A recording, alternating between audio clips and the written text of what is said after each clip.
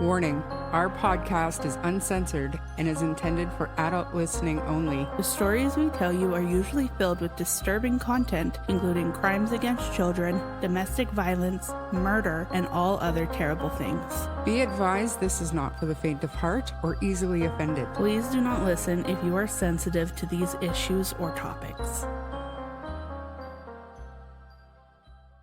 So, hello. What is up? What is up? I feel like every single episode starts like that. Indeed. Hi. Yeah. So this is interesting. Yet another experimental platform that we're using to record. And seems to be working, I think. Should work. If it doesn't work, then try something else next time. I quit. Just kidding. So, the case that I'm going to tell you about today is very much ongoing. This happened in February 2024, and we still don't have a trial yet. But anyways, have you ever heard or seen anything about Madeline Soto? I feel like what I'm about to say is going to be like a little sad, but I feel like there's just been so many Madeline murders that I would not be able to remember the last name. So I'm going to have to wait, sadly. Well, not that sadly. I don't know. Okay. Well, this Madeline is was a 13-year-old little girl from Kissimmee, Florida, who was last seen on Monday, February 26, 2024. This was one day after she and her family celebrated her 13th birthday. That birthday party was on the Sunday. It was a family-only thing. So Maddie's mom had to work and could not attend the birthday party, but she had her boyfriend, Stephan, pick Maddie up after the birthday party and take her home to help her get ready for bed, get her ready for school the next day, and tuck her in before mom got home from work around 10:30 p.m. So mom did end up saying that she saw and spoke to Maddie that night. Maddie told her about her birthday party, but that was the last time she saw Maddie. So she said that after a few months, and at the beginning she claimed that she had seen her daughter in the morning before Maddie left for school. Like I said, later admitted that she did not see her and that she heard noises in the kitchen that morning, but she assumed Maddie was getting ready for school around 7:38 a.m. Why would she lie about that? Yeah. And I mean, it could be not even wishful thinking, but just like I always say, like, when a kid's missing and the parent's story doesn't quite add up or make sense, I always try to put myself in that position, and I wonder if I could think straight.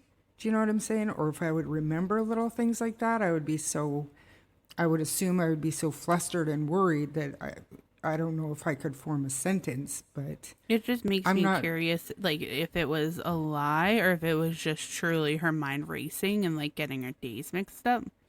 But I don't know. If it was a lie, that's weird, but whatever. Yeah, and I think you're going to have a lot more questions about this mom as we go. So anyways, that was jumping ahead a little bit, but mom, she's been a bit of an issue throughout this entire investigation. So if you have questions, just kind of jump in, because there's so much bullshit around this investigation. There's no way I can hit on every little thing in one episode, but I'm going to kind of take you through Maddie's disappearance and then what we've found out since and where we're at now, without getting into every little detail because there's so much. Okay. So around 4:30 p.m. on that Monday, Maddie's mom, whose name is Jennifer Soto, went to pick her up from her school, Hunters Creek Middle School. However, Maddie wasn't there. So Maddie's mom thought maybe she had walked home, or maybe she could have walked over to her grandmother's office after school since it was nearby. So she drove around the area for a little bit, but she couldn't find Maddie anywhere. At this point, she now drove back to the school, and she realized that the school was closed. She contacted some of Maddie's friends, and none of them had seen or heard from her all day.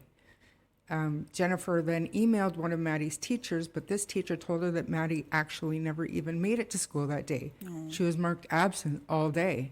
Jesus. So at that point, she called 911 because she realized that something obviously was really wrong. But, I mean, what time do you think that would have been if you take her story? Maddie wasn't officially reported missing until around 8 p.m. that night. So Jesus. there's a little bit of a time lapse there. But I mean, I kind of get it if you're looking everywhere and you're talking to friends and stuff, but in what order? Because you go back to the school and realize it's closed.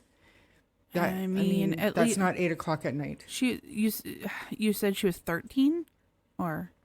Yeah, just turned 13 the day before. Well, then you do have to give it a little bit more leeway just because of the age. It's not like she's 9, like teenagers Yep. can go and do their own thing. And sometimes it's a matter of being like, where the hell are you?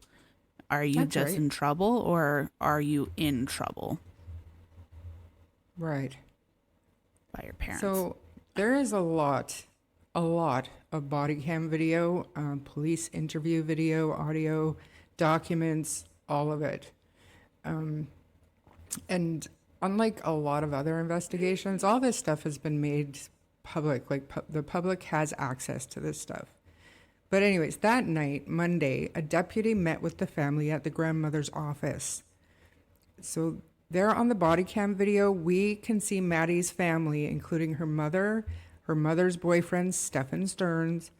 The officer was collecting important information from Jennifer, like when she last saw Maddie, how old she was or is, what she was last wearing. Do you have a picture? What were the circumstances that day? Like, how do we know she's missing and not just out with a friend or, an innocent explanation? So during this video, we learned that Maddie was last seen wearing a green jacket, black shorts, and white Crocs. And apparently it was Stephan who dropped her off at school around 8:30 that Monday morning. So the question that everyone had at this moment, of course, what on earth happened that morning? How did she not make it to school if she was dropped off at school at 8:30 a.m.?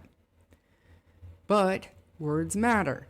And as we would come to find out, Jennifer kept changing from we to he when explaining Maddie was dropped off close to school, not at the school, but close to school at a church.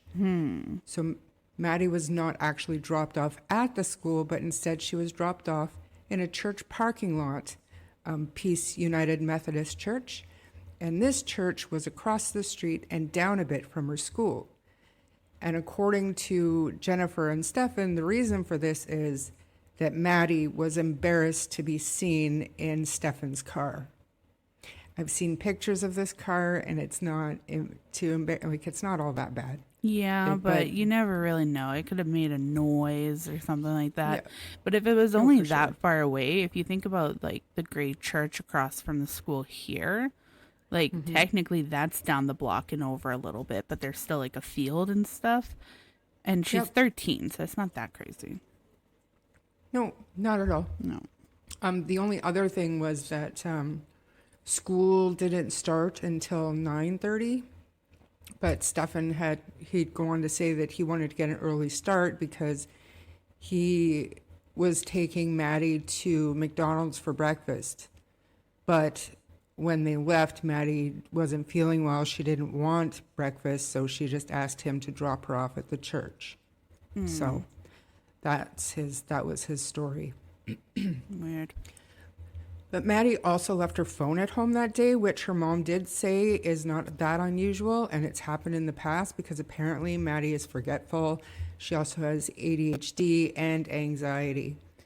One of the medications that this child is taking for all that was Adderall. I'm not sure how I feel about that, but I don't know much about Adderall other than it's abused by a lot of adults, used almost like a speed. Like it works differently in adults than kids, from what I understand, but I mean, it was prescribed by a doctor, whatever, but she was on that medication.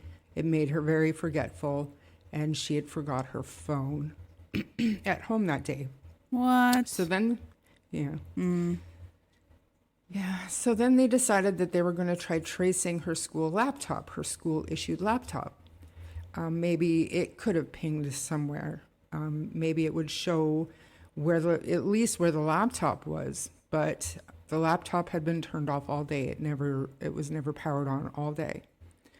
So since her phone was left behind at home, Jennifer, she decided she was going to go through it. She wanted to see if there was any sort of lead or tip or maybe a text message that had been exchanged that would indicate where she was or if she had plans to go somewhere that day or who she was with.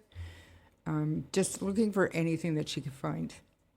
She also said that Maddie was very open with her. She would always just tell her everything, like even if she had a crush on somebody or anything like that, but she still needed to search her phone. She needed some reassurance, and rightfully so. Nothing that indicated that Maddie was planning on running away or that she was planning on meeting somebody was found on the phone, though. So then Jennifer's sister, I believe it was, she was shown by police footage to try to ID a person seen in the church parking lot that morning that could have been Maddie. So because of all of that, her mom was now worried that maybe she had been abducted when she was crossing the street to go to school. She had been seen at the church, so now, like, how did she not make it across the street to get to school on time? And she had an hour to do so. So Madeline's aunt also spoke to the media, and she said that she doesn't believe that Maddie would ever just pick up and run away with no trace of anything. But come to find out, the person seen on the video was more than likely not Maddie.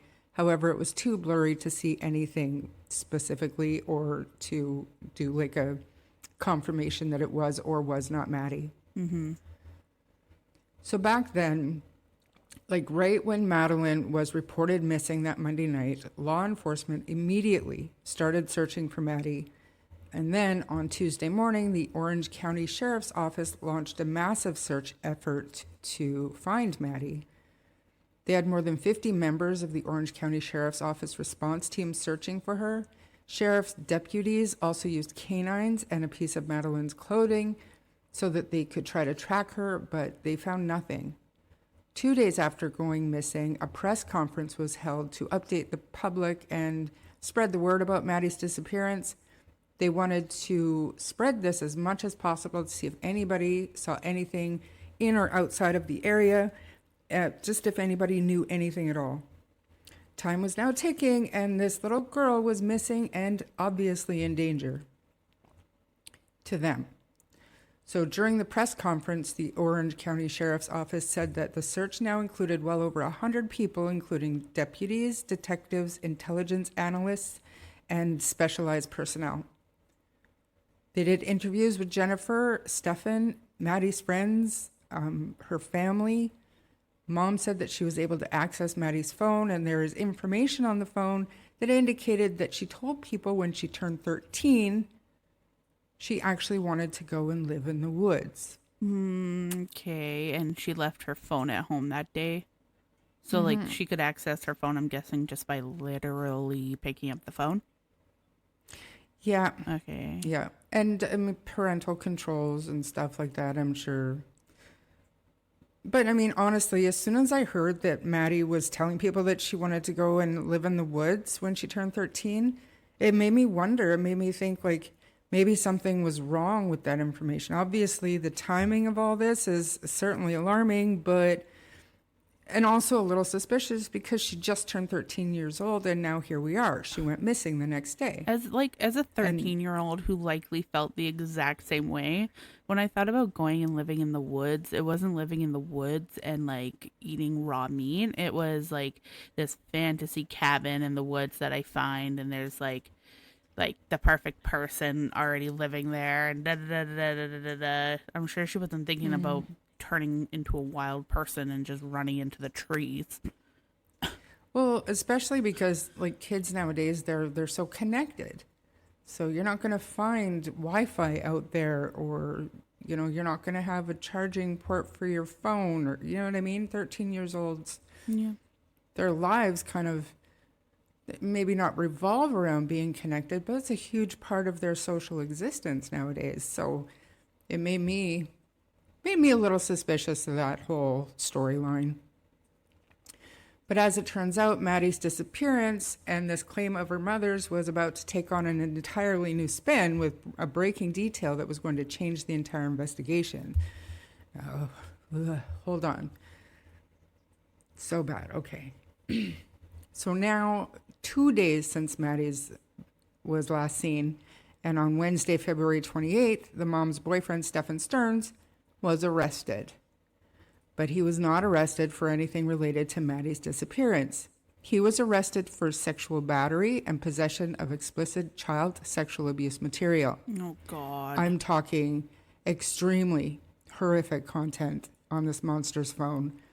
It's so graphic. It made my stomach turn to hear about it. Which, I mean, when there's like a case being handled with that much like care, I feel like a lot of the times they'll search the suspect that they are suspicious of to find a reason to get them arrested. So if they found that, I feel like they found that for a reason to like be able to hold him or something. That's crazy. And at the time of this arrest, although he was not charged with anything related to Maddie's disappearance, he was named the primary suspect in that investigation. Now, was it because of the material, or was it because he was the last person to be seen with Maddie? Well, we're about to find out, because the investigators had asked Stephan if they could look through his phone early on in the investigation, like day 2. And but later we saw body cam video of Stephan indeed giving the investigators permission to look through his phone, but we also saw how Stephan reacted when he realized they intended to take the phone with them and keep it for a day to properly search through messages as part of their investigation. Stephan was clearly not comfortable with that and asked when he could get his phone back, saying he needed to call his dad and other bullshit excuses to get that phone back. It was kind of funny because one of the cops said, "Oh, you need to call your dad here, use my phone." Obviously, Stephan was like, no, I can wait. I really need to know when I can have my phone back. Anyway, the investigators stated that upon examining Stephan's phone, they found unsettling images along with evidence that he tried to wipe his phone entirely. Now, Stephan said that he accidentally did a factory reset on his phone. Oh my God. Coincidentally, this happened the same day that Maddie disappeared. She disappeared, and now just by accident, he factory reset his phone. Strange, right? That's more than strange. It is, but even more of a red flag is the sheriff's office said that the crimes that were depicted in the images and in the videos that were found on his phone were committed from inside the family home. So I want to read this exact excerpt from the affidavit because it really does paint a picture of how severe this material is. I'm only going to read a little bit. This thing is pages and pages long.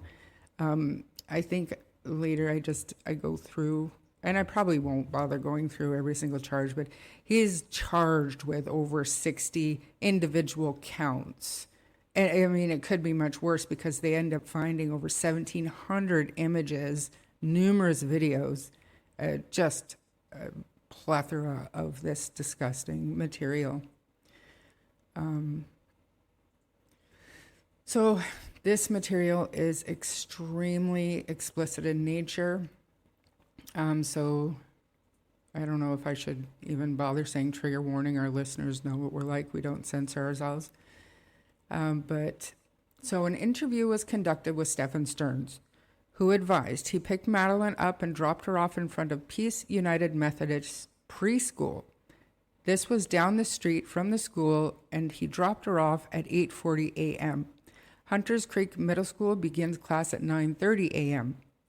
During the interview with Stephan, he provided consent to search his phone. However, he stated that he accidentally performed a factory reset on the phone on February 26, 2024, the same day that Madeline went missing. So the next section, some names are redacted for obvious reasons. As we get into this, I'm going to go ahead and give a trigger warning. It is graphic.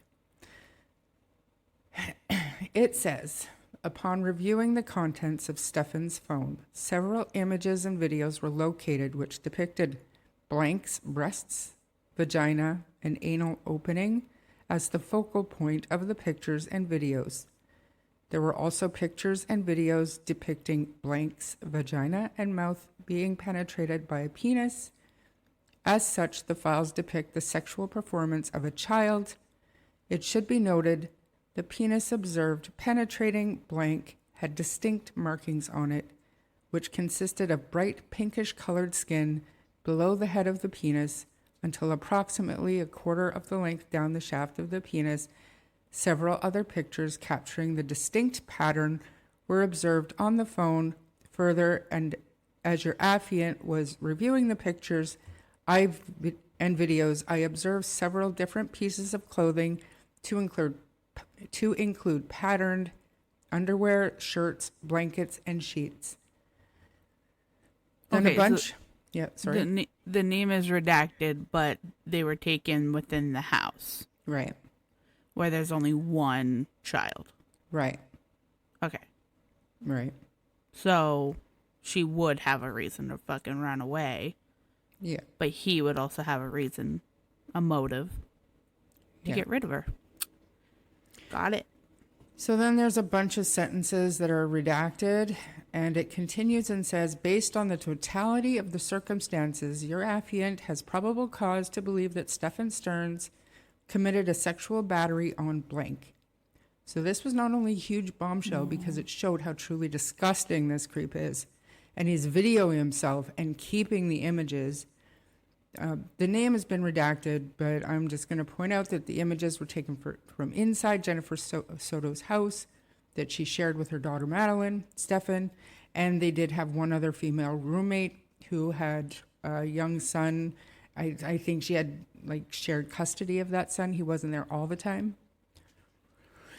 I'm not going to share anything else on that, but like I said, he's video himself. He has all these images, full penetration, the focal points. I'm not going to re-say it, but we all heard what we heard. I'm reading what I'm reading. It's so disturbing and foul.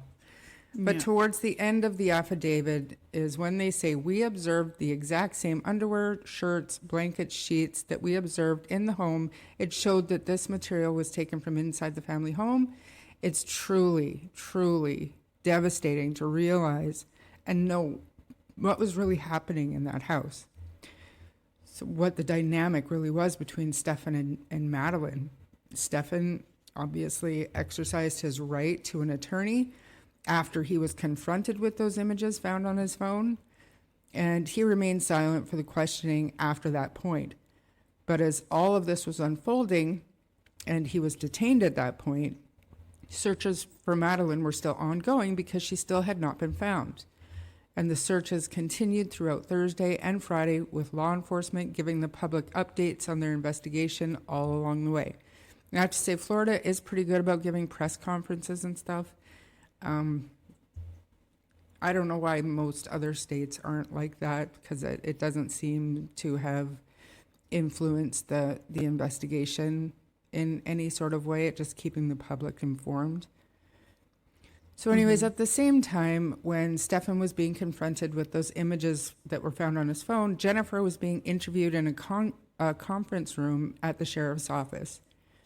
Jennifer was asked questions about Madeline being missing and the dynamics of the household. Jennifer stated that her and Stephan had been dating on and off for 7 years. Stephan had moved out of the home in the later part of 2023. Jennifer stated that while they were together, they would all either sleep in the same bed or Madeline would sleep with her when Stephan was not there. When asked if it was normal that Stephan and Madeline sleep together without her being there, she said yes. Jennifer stated that she needed a good night's sleep due to her anxiety. She would ask them to sleep in a different bedroom. So, and actually that night she needed a good night's sleep, so she told Stephan and Madeline to go sleep in the guest room together the night before she went missing. But anyways, Orange County detectives had previously shown Jennifer photographs of Stephan's penis for identification purposes, but Jennifer did not believe that Maddie and Stephan were engaged in sexual activity, even though she ID'd that penis as being Stephan's. So on the same day, Orange County Sheriff's Office Forensic Unit responded and assisted in searching through the trash from a dumpster near the apartment. Crime scene investigators located a tire in the trash, and near that tire was a plastic bag that looked similar to the one Stephan is seen on camera throwing away. Inside the bag was a black backpack with a Hawaiian print. Inside the backpack was an Orange County Public School laptop computer belonging to Madeline Soto. Also in the bag was a single white crock. This crock matched the one that was found in the residence where Maddie lived, and none of this information was made public for a few days.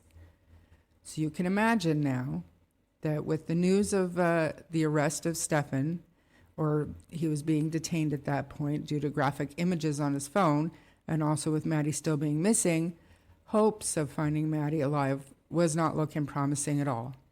But then all of a sudden on Friday, day 5 of Madeline being missing, the Orange County Sheriff's Office shared shocking and grim news in a press conference. The Orange County Sheriff's Department said that investigators are confident that Madeline Soto is dead, and worse, they believe that the mom's boyfriend, Stephan, never even took Madeline to school that morning. And they said that they believe that because they believe she was already dead. Now, they announced that at this point, this was a recovery search only and not a rescue. This was also extremely shocking news to the public because at this point, it had only been 5 days since Maddie had disappeared. And we generally don't hear that they believe that a case is shifting from a rescue to recovery that quickly after somebody's just gone missing with no body or anything to say otherwise, right? Yeah.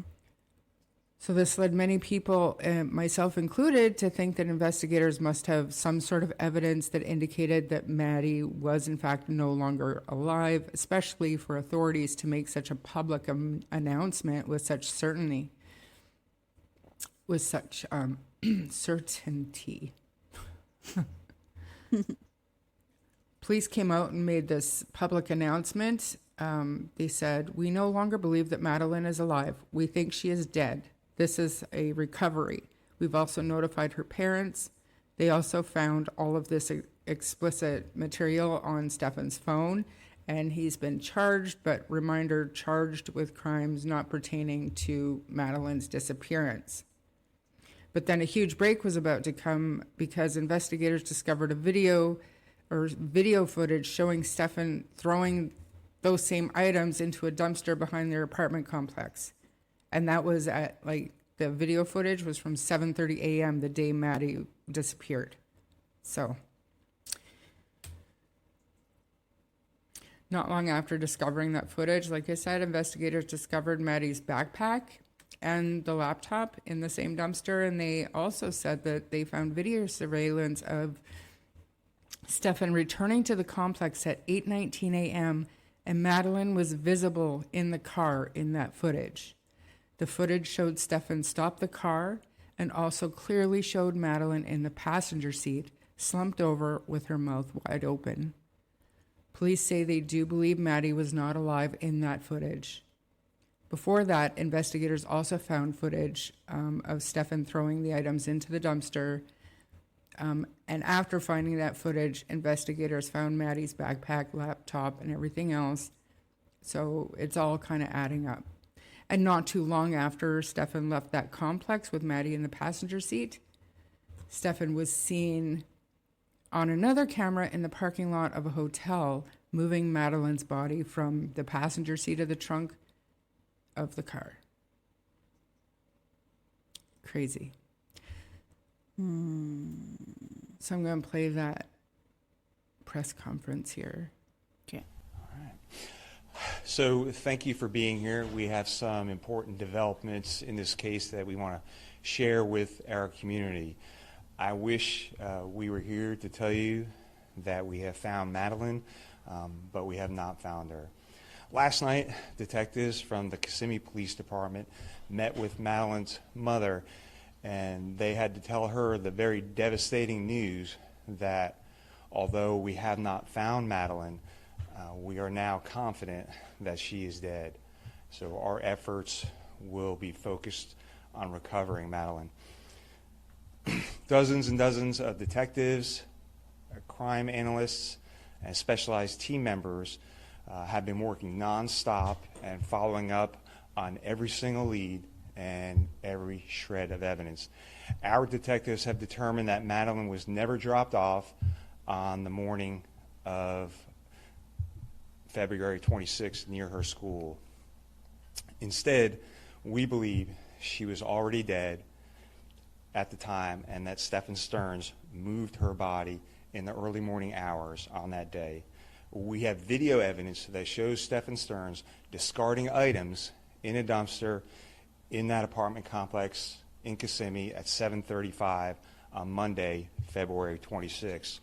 Detectives later recovered Madeline's backpack and her school-issued laptop from that dumpster. At 8:19, we have evidence that shows Stephan Sterns returning to the complex, and Madeline was visible in that vehicle. We believe she was already dead at that time. As a result of that, although the initial missing persons investigation started in Orange County, the Kissimmee Police Department will now be taking over the investigation and will become the lead agency. And of course, the Orange County Sheriff's Office, all of our support personnel will be available and will still be assisting in this investigation. So at this time, I'm going to turn it over to Chief Holland from the Kissimmee Police Department. Chief? So February 29th, 2024, detectives contacted Jennifer and advised her that crime scene technicians were there to collect additional items that were seen in Stephan's photographs. Jennifer confirmed on the morning of February 26th that she was woken up by Stephan trying to put a leash on their dog. Jennifer got up and Stephan told her not to worry about it and go back to sleep. Jennifer said she doesn't remember Stephan coming back in to tell her goodbye or to say, she doesn't remember saying goodbye to Madeline or anything. The detective asked her about writing a statement to Orange County deputies about seeing Maddie on the morning of the 26th, and that's when Jennifer stated that she wanted to believe she saw Madeline that morning, but she actually did not see her. Jennifer said that Madeline picked out clothes to wear on the evening of the 25th, and that's how she knew what clothing descriptions to give the officer the next day when she reported Maddie missing. Jennifer was asked to explain her and Stephan's sex life, which she described as vanilla. Stephan would want to have anal sex with her, but she said she didn't want to. And detectives also asked her about what medication Madeline was taking, and Jennifer stated Madeline was taking 20 milligrams of Adderall and 25 milligrams of hydroxyzine, whatever that is. No idea. So 7:30 p.m. that same day, an extradition felony warrant was issued for Stephan Sterns. And on March 1st, 2024, detectives contacted Jennifer at her residence for a follow-up interview. She was advised that they would be taking her to the Orange County Sheriff's Office to retrieve her vehicle. Jennifer became silent for a few moments, and then she started to cry. Jennifer said that she had been avoiding the internet because of the things being said or leaked to the media, and it was so traumatizing for her. So the detective asked Jennifer where she had actually physically gone out and looked for Madeline since she had gone missing. And Jennifer said that she had not looked anywhere for Madeline because she wanted to be home in case she came back. So who did go to look for her then? Before she called the police at 8 or 9 or whatever. Right, and that was the last that she actually physically went out and looked for her because she wanted her to, she thought that she would come back home, so she didn't want to leave her home. But basically in the next breath, she said Jennifer said that she had been staying at her sister's house because she didn't want to be seen in public. So she's not at home, where she said that she wanted to stay in case Maddie came home, but she hasn't been looking for her daughter either. Yeah, it's pretty conflicting, but I mean, so far, I don't know if you have more information. It's giving guilty as fuck Stephan, and in, what's it called? When you're in something, you don't want to believe it, so you're in denial.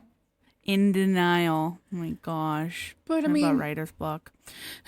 But I mean, in denial would be one thing, but I mean, this woman allowed her 12, like, it had been going on for years. So she allows her daughter to share a bed with this man.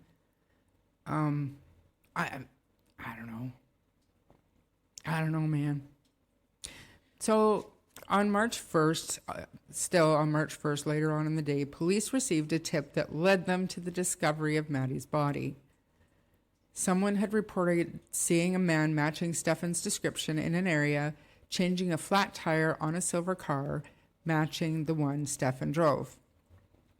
Knowing that Stephan had told investigators earlier that he indeed had a flat tire while en route to his vape shop that morning, investigators followed up on that tip and ended up finding Madeline. On March 2nd, the autopsy was performed. It was performed by Dr. Stephen Gills. And prior to the autopsy, once they examined Madeline's body, when it was initially uncovered, they noticed that her socks were very clean on the bottom. The medical examiner expressed concern over the hyoid bone in Maddie's neck. It stated that the right portion of the bone was not intact, which could possibly be related to her being strangled, which ended up being what the medical examiner determined to be the cause of death. So at this point, Stephan had been charged with capital murder. One of the great things about the state of Florida is that prosecutors, they can seek the death penalty for sexual abuse of a child under 12 years old. So either way, I think they were probably going to seek the death penalty for this guy, but they are for sure seeking it in the murder case. The images found on Stephan's phone showed years of abuse, dating back to when Maddie was 8 or 9 years old, maybe even younger. Needless to say, they are seeking the death penalty for the murder of Madeline. Another fact we've since found out is that Mom would allow Maddie and Stephan to share a bed in the family home all the time. So the night before Maddie went missing, when Jennifer got home from work, Maddie told her all about her birthday party and the presents because, like I said, Jennifer was working and couldn't attend her birthday party. But Mom told Maddie and Stephan to go sleep in the guest bedroom because she needed to get a good night's sleep. Disgusting. Disgusting. Like what? What? Whatever. A statement made to investigators later on by Jennifer that she had talked to Stephan in the past about her real fear that she did not want to be in a, quote, Woody Allen situation. Jesus. Woody Allen, of course, was a pedophile who fell in love with his wife's daughter and they ended up running away together. So now all eyes are on Mom, right? Did she know about the abuse? Did she allow it or even participate or condone it? To me, she obviously knew something was not right and more jealous and worried about losing her boyfriend than protecting her daughter. That's what it seems like to me.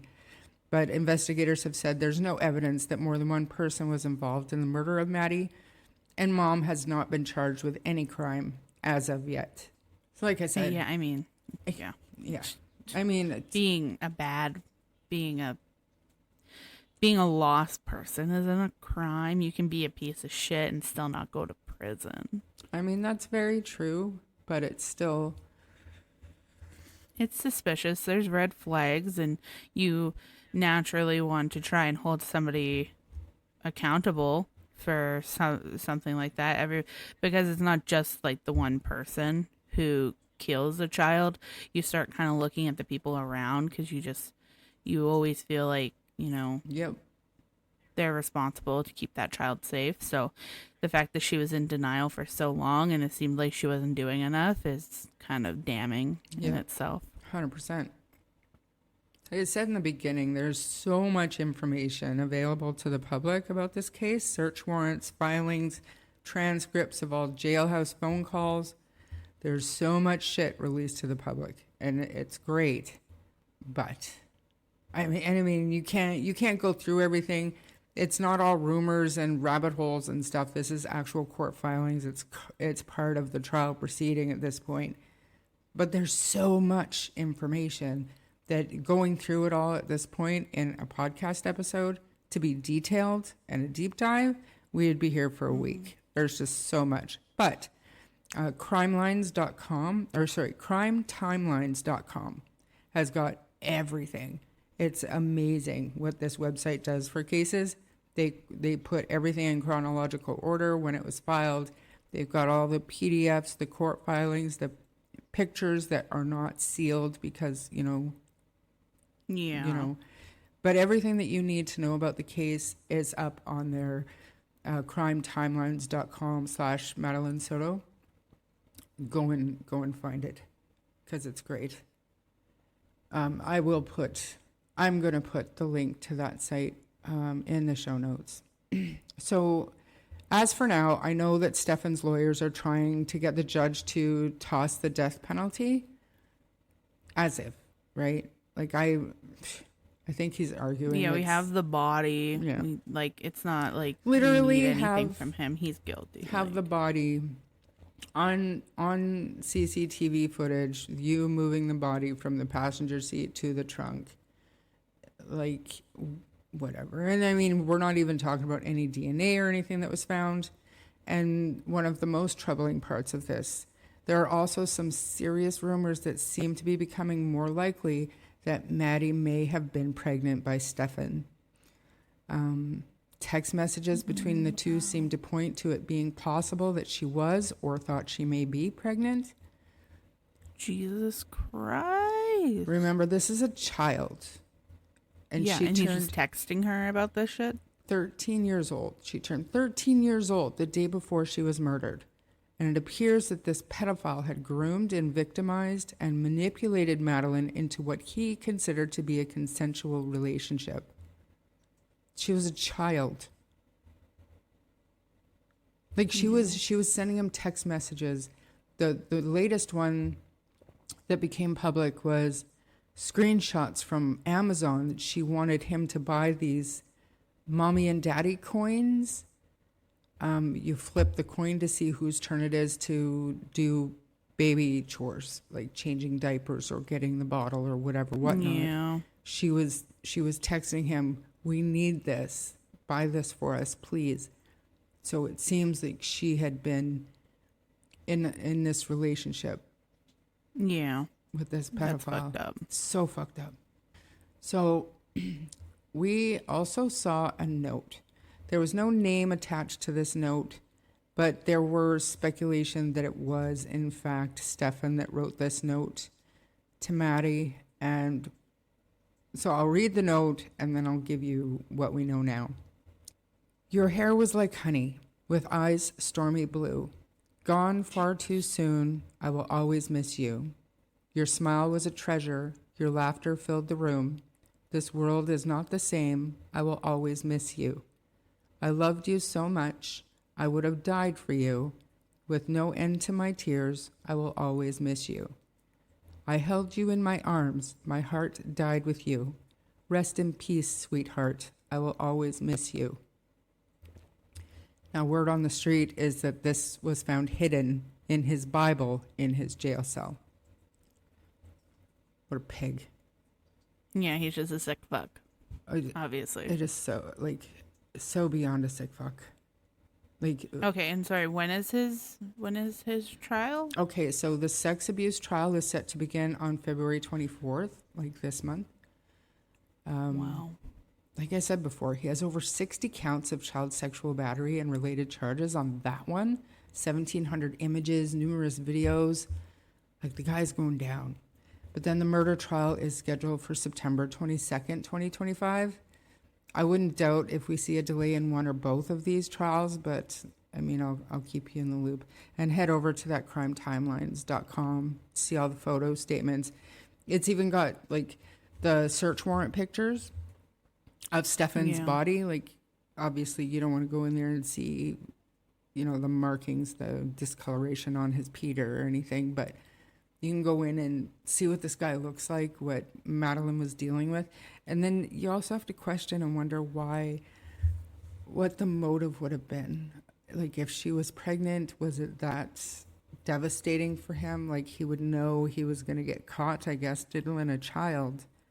For sure, that's probably what he was thinking. You think that's a good enough motive to kill somebody that he For a supposedly pedophile loved? man who doesn't want to get caught, for sure. Gross. Maybe, yeah. You don't love a 13-year-old. If you're a pedophile, you friggin' lust after them and say whatever you need to do to get them. Mm-hmm. But you don't, that's not love, so. But I mean, and he had been around this girl since she was 7 years old. So, and apparently the images dated back a number of years. So, I have no doubts that he started grooming her nearly right away the first time that they were alone. oh, obviously, for sure. Yeah, so. Yeah. So, Sick. gross. That's the Sick story of Madeline as it stands so far. I think it's No justice yet, but it's coming, sounds like. That's right. It's coming. Absolutely, it's coming. And so, not related to this case, just a quick update on the Megan Boswell. That was the Casey Anthony 2.0. She's terrible, so much worse. We did that episode in season 1.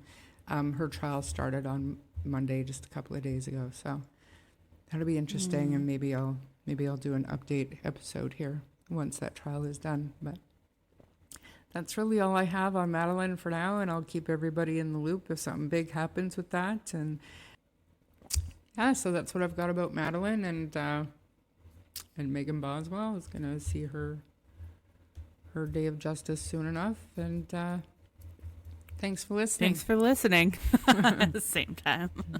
Yeah. If you enjoyed this episode, please subscribe to the podcast and share with your friends. If you don't mind giving us a 5-star rating, it will help our show grow. You can also find us on Facebook or TikTok, where the discussion can continue. If you wish to contact us, you may do so via email at truecrimestorypod@gmail.com. Remember to send in your podcast episodes, case suggestions, or requests. Hop over to our Patreon for bonus content, or you can go to buymeacoffee.com to support the show. Thank you so much for listening. I'm Bree, And I'm Char. and we'll see you in the next chapter.